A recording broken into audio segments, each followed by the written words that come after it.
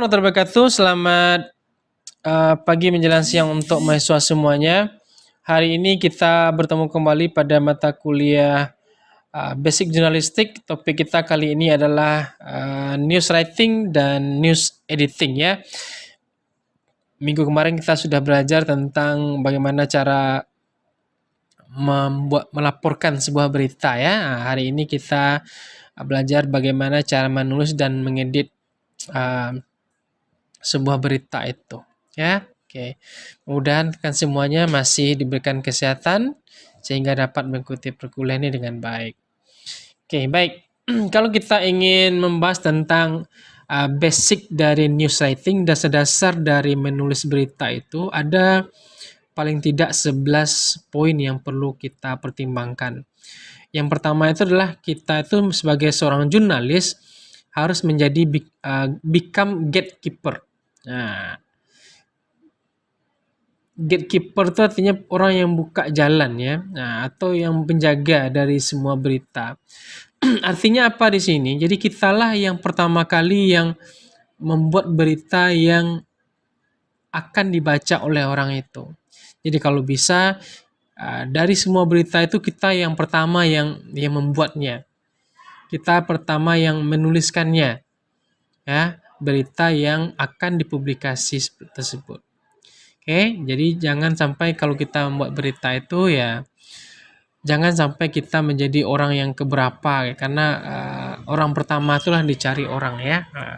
Berarti memang kreativitas kita itu memang sungguh sangat bagus sekali sebagai seorang jurnalis ya.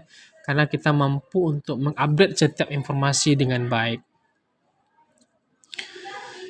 Yang kedua itu adalah kita mempertimbangkan 5W1H kemarin ya. Jadi 5W1H itu perlu kita pertimbangkan. Jadi misalnya seperti who, siapanya, orangnya di dalam sana. Oke, setelah itu what, apa yang terjadi gitu ya. When, kapan terjadinya, where, di mana, why, kenapa, sampai dengan how, bagaimana. Jadi keenam unsur tersebut kalau bisa itu yang kita olah dengan sebaik mungkin ya. Sehingga data yang kita sampaikan itu menjadi akurat dia. Tidak ada kebingungan bagi pembaca untuk mengetahui informasi apa yang ingin disampaikan oleh si jurnalis. Oke. Selanjutnya ada news values. Nah, jadi kalau kita bisa di dalam proses pembuatan berita itu ketika kita menulis berita yang ingin kita buat itu harus memiliki impact, dampaknya apa. Nah, semakin besar dampak dari sebuah berita maka semakin bagus. Kalau bisa jangan dampaknya lokal saja, kalau bisa dampaknya regional, nasional, kalau bisa sampai internasional. Oke, jadi jangan kita hanya berfokus kepada lokal saja. Jangan kita puas dengan pembaca-pembaca yang ada di lokal saja. Tidak. Kalau bisa berita yang kita tulis itu juga dibaca atau dipahami oleh pembaca yang lain di luar dari skop kita. Oke, itu menandakan bahwasanya berita kita itu memiliki dampak yang tinggi bagi pembacanya. Proximity. Ya, jadi kalau kita bicara proximity, jadi ada jaraknya ya. Nah, jadi aja jarak antara berita kita dengan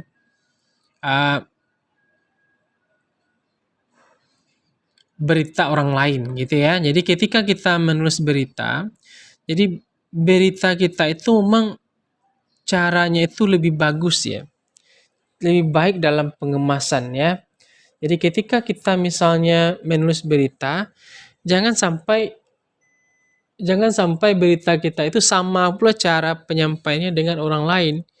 Kita juga harus membuat cara yang berbeda. Kita harus memiliki gaya yang berbeda dalam proses penyampaian sebuah berita. Selanjutnya ada timelines. Jadi ketika kita ingin membuat berita itu pastikan timelinenya. Cocokkah berita ini dengan waktu terbit? Cocokkah berita ini dengan waktu terbitnya? Misalnya kalau berita itu kurang pas waktunya maka bisa kita undur dulu ya. Nah, kita tunggu momennya. Kalau dia memang berita itu harus segera terbit, ya harus segera kita buat. Gitu ya. Jangan sampai lama-lama karena berita itu bisa saja basi ya, atau sudah dibahas pula oleh orang lain baru kita tulis, maka itu nanti akan menjadi second opinion atau third opinion. Nah, kalau bisa berita yang dibuat itu harus kitalah orang-orang pertama yang dibaca oleh orang lain. Jadi tulisan kita lah pertama yang dibaca oleh orang lain, jangan sampai kita menjadi uh, second opinion, third opinion bagi pembaca-baca ya. Nah, selanjutnya prominence, terkemuka. Jadi terkemuka nih kita juga bisa membuat berita-berita yang wah gitu ya. Jangan berita-berita yang standar saja, berita-berita yang memang ya daripada ndak ada buat berita, nah kita buat berita, jangan seperti itu. Kita juga harus bisa membuat berita-berita yang memang dibutuhkan, misalnya berita-berita yang memang lagi tune in, lagi-lagi apa berkembang di masyarakat sekarang gitu ya. Nah, lagi banyak diperbincangkan, lagi banyak dipergunjingkan oleh masyarakat. Nah, itu yang kita tulis. Gitu ya. Jadi jangan berita itu yang standar-standar saja. Kalau standar seperti itu ya kita nggak akan pernah bisa untuk masuk ke bagian headline ya, berita utama ya. Karena berita utama itulah yang membuat karir seseorang bisa bagus ya, selanjutnya harganya mahal juga dibayar. Jadi usahakanlah membuat berita itu memiliki daya jual yang tinggi, kira seperti itulah ya. Novelty ya, novelty itu ada keterbaruannya. Jadi ketika kita mengumpulkan data untuk membuat sebuah berita, kita harus menggali semua komponennya. Jangan sampai ada yang ketinggalan, karena kalau ada yang ketinggalan, bisa saja nanti itulah novelty-nya, keterbaruannya. Oke?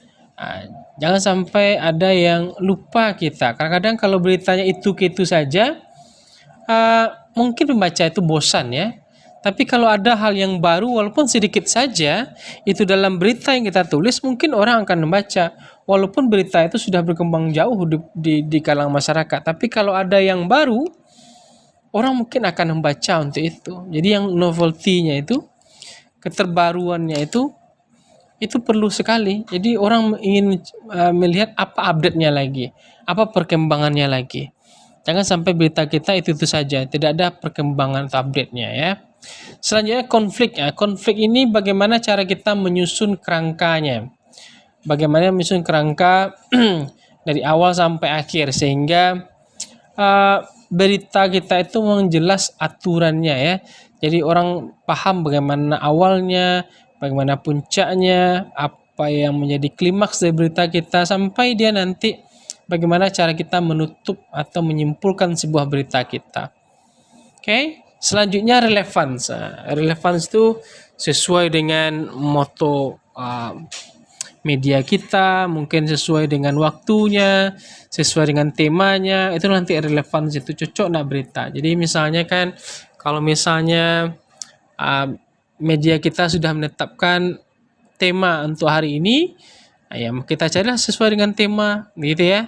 Jangan kita bekerja atau mencari berita di luar dari tema. Kalau seandainya dapat di luar tema, kita bisa buat berita tapi kita diskusikan dulu. Kira-kira cocok enggak atau layak enggak untuk terbit. Gitu ya. Jadi usahakanlah relevansi itu penting. Cocok dia dengan apa yang akan disampaikan atau dipublikasikan. Usefulness ini penting juga. Jadi berita itu kalau bisa dia memiliki daya guna ya. Ada manfaatnya berita kita itu. Jangan sampai berita itu orang baca judulnya udah malas mereka. Berarti tidak ada gunanya berita yang kita buat itu. Jadi kalau bisa orang tertarik dengan baca judul dan ingin mereka membaca isi dari berita kita itu. Oke, jadi itu berdaya guna dia. Selanjutnya ada human interest. Tertarik orang membaca berita kita itu, tulisan media kita itu. Tertarik mereka. Jadi dengan adanya mungkin judul yang menarik, ada lead yang bagus, kalimat pembuka yang bagus, sehingga orang ingin membaca isi dari berita itu. Jadi ketertarikan orang itu penting ya terhadap berita yang kita buat. Selanjutnya nomor 4 ada objectivity atau fairness. Ini penting. Sebagai seorang wartawan kita harus menjadi netral ya. Kita tidak boleh berpihak apakah ke pemerintah atau kepada rakyat. Kita harus berada di tengah-tengah ya. Kita tidak boleh melihat sesuatu itu berhubungan dengan perasaan kita, berhubungan dengan keinginan kita, tidak boleh. Kita harus berada di tengah-tengah sebagai agen untuk menyampaikan informasi ya. Kita harus bisa netral untuk itu. Oke.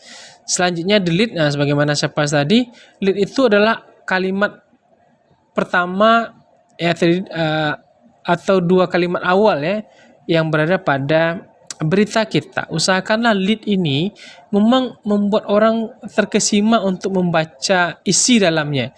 Jangan sampai lead yang kita buat tidak menarik bagi orang sehingga orang malasnya baca lagi. Gitu ya. Jadi kalau bisa lead yang kita buat kalimat pertama atau kedua dari berita kita itu memang memancing emosi orang untuk membaca. Itu bagusnya ya. Samalah yang berita sering kita lihat misalnya di Facebook seperti itu ya. Kadang-kadang kalimatnya menanggung ya, atau kata menanggung. Nah, jadi orang ingin untuk membacanya ya, walaupun dia di akhirnya atau di ujungnya kita merasa kita ditipu, tapi paling tidak kita sudah membaca. Nah, gitu ya. Nah, jadi bagaimana cara menuliskannya itu? Selanjutnya ada the nut graph atau the nut graph. Poin inti dari cerita kita tuh harus ada juga. Jangan sampai sudah panjang-panjang kita menulis, tapi inti dari cerita kita itu tidak jelas. Itu berbahaya juga. Usahakanlah inti dari cerita kita itu jelas. Apa sebenarnya yang kita sampaikan? Ya, menginformasikankah, membujukkah, berargumentasikah? Apanya yang kita argumentasikan? Itu harus jelas pada tulisan kita. Quotes nomor 7, artinya kita kutipan-kutipan. Kutipan itu harus jelas ya. Jangan asal mengutip, nanti kita sambungkan ya. Tidak boleh seperti itu. Antara tulisan kita dan kutipan itu harus satu dia. Jangan lain kata kutipan, lain pula kata tulisan kita. Itu sudah hal berbeda. Oke, jadi teman-teman, kalau kita ingin mengutip, pastikanlah kutipan kita itu sesuai dengan apa yang cocok dengan cerita kita. Apakah kalau bisa memang kutipan itu menggunakan kutipan terbaru ya, kalau bisa. Kalau lama bisa juga tergantung dari konteksnya ya. Oke. Tapi paling tidak usahakanlah kutipan-kutipan yang terbaru dalam proses penulisan. Ada transition. Nah, transition itu artinya movement from paragraph to another paragraph. Jadi pergerakan antara paragraf ke paragraf itu smooth dia. Tidak merasa orang jumping ketika membaca dari paragraf ke paragraf ya. Jadi memang seperti air mengalir dari satu paragraf ke paragraf lain, dari satu kalimat ke kalimat yang lain, orang terbawa emosi mereka dalam membaca ya. Tidak merasa orang bahwasanya ada yang jumping dari satu paragraf ke paragraf lainnya. Itu namanya transition. Dan ending itu sama dengan summary atau kesimpulan. Pastikanlah kesimpulan itu memang membahas dari awal sampai akhir ya. Usahakanlah yang ending yang satu atau dua kalimat itu atau tiga kalimat paling tidak itu memang bahas dari apa sebenarnya yang ingin kita sampaikan pada berita kita. Selanjutnya 10, avoid logical fallacies. Jadi jangan sampai orang membuat gagal paham gara-gara berita kita itu tidak boleh ya.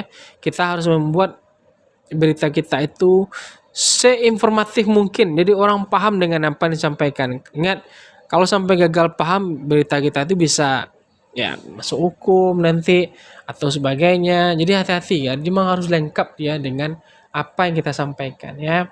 Selanjutnya penggunaan kalimat aktif atau pasif. Nah, kalau kalimat aktif itu dia dinamis, kalau pasif itu kalimat dia statis ya. Usahakanlah dalam proses penulisan kita selalu menggunakan aktif ya. Nah, dalam proses penulisannya. Oke.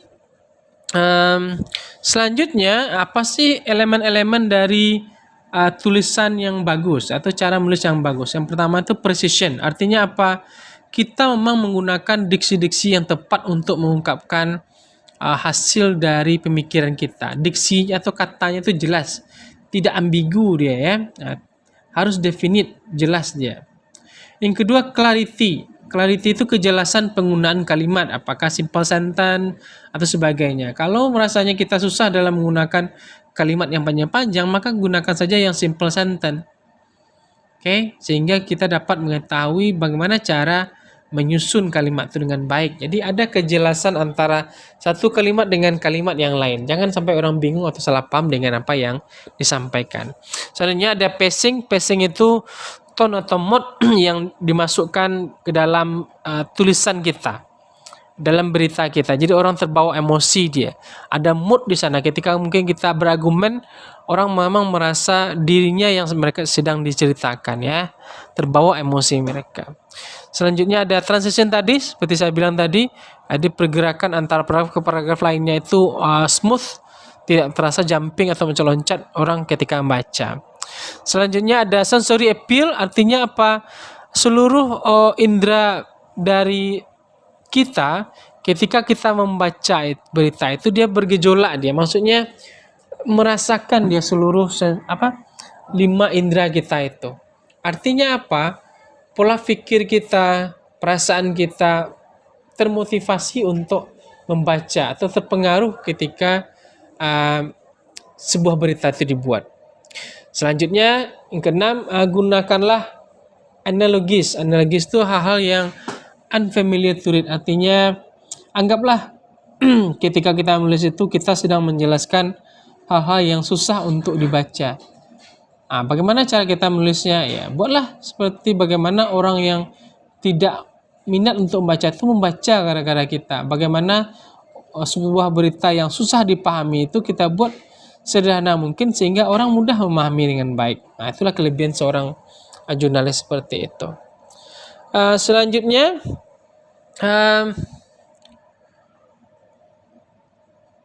poin-poin yang perlu kita lakukan untuk checklistnya, yang pertama itu akurasi, jadi ketepatan kalimat, kata, subjek, verb, objek, sebagainya itu harus jelas ya. Harus jelas kita dalam melakukan akurasi, ketepatannya, momennya ya, paragrafnya, katanya, kalimatnya. Brevity itu lebih kepada ringkas ya. Jadi kita harus tak jelas atau ringkas dalam proses menulisnya seperti itu. Clarity sama seperti tadi, jelas. Kalau dia base spesifik, khusus kita dalam menjelaskan. Jadi kata-kata yang kita gunakan itu memang ada kata-kata di dunianya. Jangan menggunakan kata-kata yang tidak ada dunianya. Jadi ketika kita menuliskan misalnya tentang kriminal, maka kata-kata yang kita gunakan itu memang kata-kata yang digunakan oleh dunia kriminal. Jadi orang paham langsung dengan apa yang kita sampaikan, gitu ya. Get to the point artinya sampaikanlah poinnya dalam menulis. Jangan sampai ketika kita menulis panjang kita dalam menulis, orang tidak tahu poinnya apa. Gitu ya. Nomor 6 itu put things in order, artinya tersusun dia. Seperti tadi, jadi seperti air mengalir dia dari paragraf 1 sampai paragraf akhir. Jadi seperti air mengalir, ada tangganya ya. Orang terlatih emosinya, tone-nya itu dapat orang ya, gara-gara ketika kita membuat berita itu tersusun dia dengan baik. Dan get quotes right, artinya sama seperti tadi, pastikanlah mengutip itu yang tepat, yang betul. Tidak perlu banyak kutipan, tapi yang penting dia cocok atau pas dengan apa yang kita sampaikan ya. Selanjutnya write smooth and active voice, menulislah dengan nyaman, santai ya, dan gunakanlah kalimat-kalimat yang menggunakan aktif ya, tensi aktif, oke. Jangan yang pasif ya, aktif kita gunakan. Selanjutnya grammar spelling, pastikanlah kita menggunakan atau mencek grammar tulisan kita, spellingnya, ataupun nanti style dari penulisannya seperti apa. Biasanya setiap media itu memiliki cara penulisan tertentu atau gaya tertentu ya. Selanjutnya yang 10, pertimbangkanlah seperti tadi 5W1H itu ya. Jangan sampai kita lupa dalam menjawab salah satu dari bagian mereka. Karena itu penting untuk proses membuat si pembaca paham dengan apa yang disampaikan. Oke. Kita masuk kepada topik yang terakhir. yaitu news editing. Bagaimana sih kalau caranya kita melakukan edit? Nah, biasanya proses editing ini dilaksanakan oleh editor ya. Nah, tapi bisa juga kita ya. Kalau kita sebagai seorang jurnalis, tentu kita akan mengedit tulisan kita. Uh, kita akan mencek ya tulisan kita, grammar kita, ukuran tulisan, tentu itu yang kita cek ya. Nah, tapi kalau misalnya kita naikkan levelnya kepada news editing, tentu akan ada beberapa hal yang perlu kita cek ya. Yang pertama itu adalah conceptualization and planning. Jadi bagaimana konsep berita yang akan diterbitkan secara keseluruhan. Apakah konsepnya sudah sama atau tidak? Temanya sudah sama atau tidak antara satu dengan uh, uh, yang lainnya gitu ya. Dan ada planning apa yang akan kita terbitkan untuk besok gitu ya, atau hari ini kita harus siapkan seperti itu. Jadi jangan sampai nanti tim jurnalis yang ada itu salah mereka dalam bekerja. Jadi planning itu harus jelas, apa yang akan diterbitkan, jam berapa nanti kumpul beritanya, itu harus dijelaskan waktu seperti itu. Selanjutnya bagaimana cara visualization. Visualization itu artinya bagaimana sebuah media itu ditampilkan nanti. Apakah kita perlu gambar, apakah ada warnanya di sana, apakah tulisan-tulisan tersebut perlu diberikan layout yang bagus. Itu tergantung dari bagaimana skill atau keahlian seorang editor ya untuk memvisualisasi medianya untuk publikasi. Selanjutnya dummy preparation artinya pelatihan ataupun draftnya harus diberikan dulu supaya nanti menjadi bahan diskusi oleh tim editor ya. Jadi ketika berita itu sudah diterbitkan, sudah jelas dia inilah terdapat kalau ada kesalahan ya diperbaiki ya. Selanjutnya yang paling berat itu adalah handling of copy ya. Penanganan kopian perbanyak gitu ya. Apa saja itu? Yang pertama itu handling copy itu selection of news item. Pemilihan dari item berita. Untuk pemilihan item berita sama kita di sebuah media itu kan banyak tema-temanya ataupun topiknya, itu yang disusun ya. Yang mana yang awal, mana yang akhir, mana yang headline atau mana yang berita biasa, itu nanti tim editor yang menentukan. Cutting and pruning, nanti proses pembersihan atau perapian dari sebuah berita, misalnya seperti koran, tidak ada yang yang tidak ada sobek atau sebagainya, tertata dengan baik, tidak ada yang miring gambarnya gitu ya. Itu penyusunannya, perapian seperti itu. Nomor 3 lebih kepada removal mistake. Ya kita cek lagi sebagai tim editor, dia akan mencek huruf besar, huruf kecil seperti itu ya. Judulnya, melihat lagi atau menghapus kesalahan-kesalahan yang terdapat dalam sebuah berita ya. Dan keempat, rewriting when necessary. Jika seandainya ada perbaikan-perbaikan, ya kita perlu kasih tulis kembali ya, sampaikan kepada jurnalis kita ya, rewriting when necessary, atau kita sendiri yang membuat juga tidak ada masalah nanti itu. Selanjutnya ada headlining, membahas tentang apa tema-tema yang akan dijadikan berita utama gitu ya, mana yang menjadi berita utama, mana yang biasa, itu nanti pekerjaan dari seorang editor ya. Oke, kira itu topik kita untuk hari ini. See you. Assalamualaikum warahmatullahi wabarakatuh.